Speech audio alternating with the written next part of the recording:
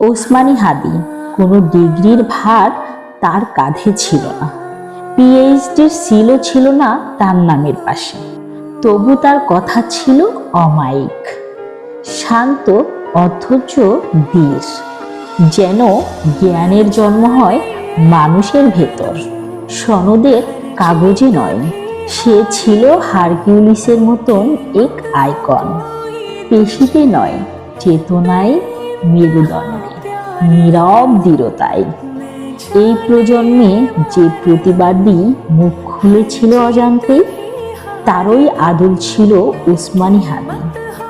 সে দাঁড়িয়েছিল তাদের হয়ে, যারা কথা বলতে ভয় পায়, যাদের ভাষা কেড়ে নেওয়া হয় প্রতিদিন। বাংলাদেশকে উপস্থাপন করেছিল এমন এক সত্যে, যেটা মানুষ খুঁজেছে বহুদিন, কিন্তু পায়নি কোথাও। না পোস্টারে, না মঞ্চে, না ক্ষমতার ভাষণে। মুমিনের জন্য শ্রেষ্ঠ উপহার যদি হয় মৃত্যু, তবে হাদির মৃত্যু তাতে করেছে আরো জীবন্ত, আরো সম্মানিত। হয়তো আরো কিছু বছর সে বেঁচে থাকত, কিন্তু এই সম্মান তার কপালে জুটত না। রাজনৈতিক নোংরামির জাতকলে মিশে যেত তার নাম, মুছে যেত তার স্বচ্ছতা।